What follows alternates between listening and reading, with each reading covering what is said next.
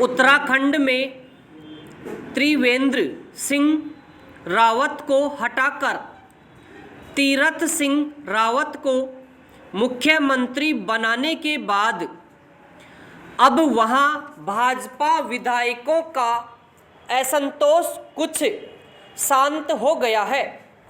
Party ने भी राहत की सांस ली है, मगर इसके बाद भी वहां सब कुछ ठीक ठाक रहने वाला है दावा नहीं किया जा सकता।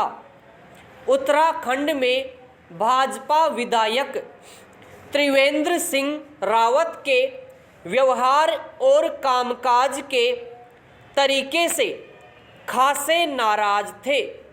उन्होंने पार्टी की केंद्रीय कमान से उन्हें हटाने की गुहार लगाई थी। उनका कहना था कि त्रिवेंद्र रावत के रहते अगले विधानसभा चुनावों में पार्टी का जीतना असंभव होगा।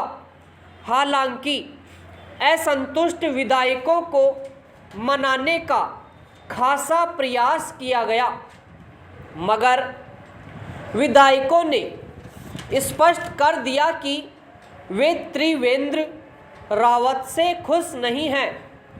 आखिर उनका रहना पार्टी के लिए भी खतरा साबित हो सकता है।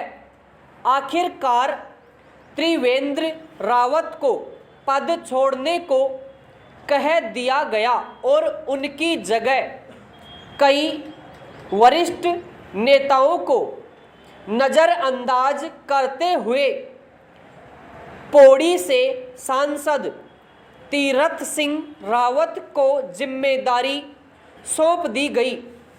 उन्होंने शपथ ग्रहण के बाद केंद्रीय कमान की अपेक्षाओं पर खरा उतरने का विश्वास भी दिलाया है।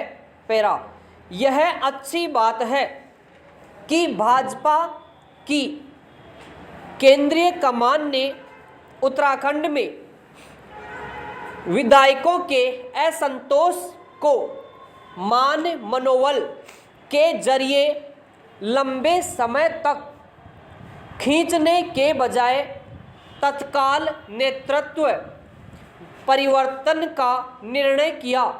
अक्सर ऐसी स्थितियों में राजनीतिक पार्टियां मुख्यमंत्री के पक्ष में खड़ी नजर आने लगती है।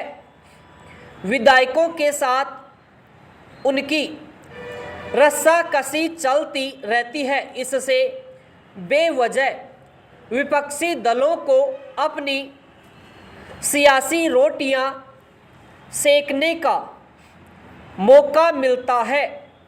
उत्तराखंड में भाजपा ने ऐसा नहीं होने दिया।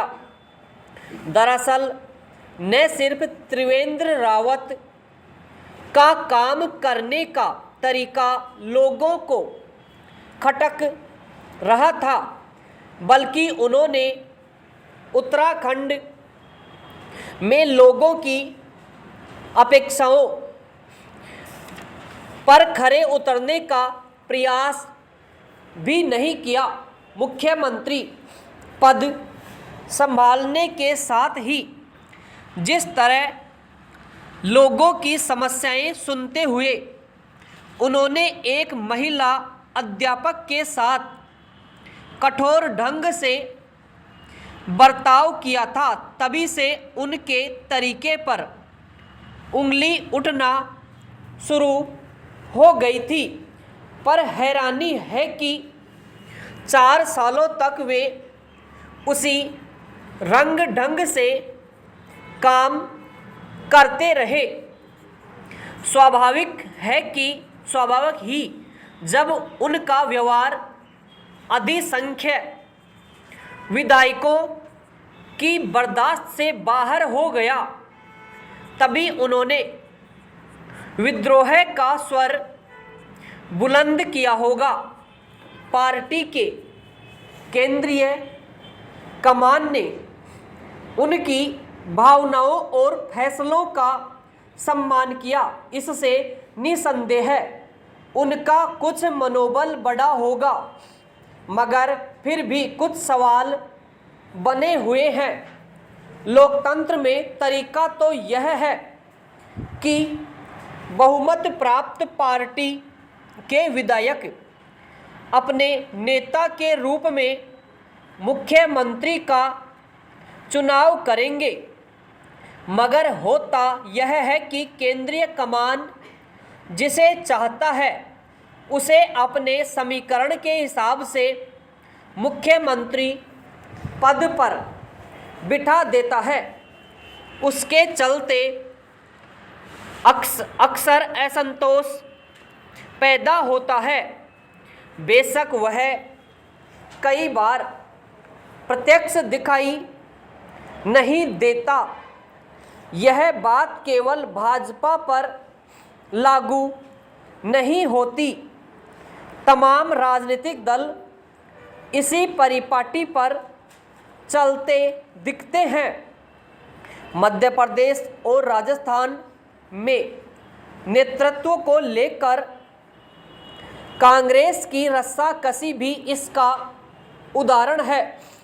कुछ जगहों पर भले कुछ विधायक और मंत्री अपने राजनीतिक भविष्य के भय से विरोध करने से बचते हैं, पर भीतर भीतर इस कोशिश में जरूर लगे दिखते हैं कि किस तरह नेतृत्व को अस्थिर किया जाए। जाहिर है इससे सरकार के कामकाज पर असर पड़ता है। उसे असंतुष्टों के खिलाफ अक्सर कठोर रुख अपनाते देखा जाता है। इसका सीधा असर कानून व्यवस्था और विकास कार्यक्रमों और आखिरकार प्रदेश के आम लोगों के जीवन पर पड़ता है। इसके असर से पार्टी भी नहीं बच पाती। अगर राजनीतिक दल इस तकाजे को समझे तो शायद बीच में नेतृत्व बदलने की नौबत ही न आए।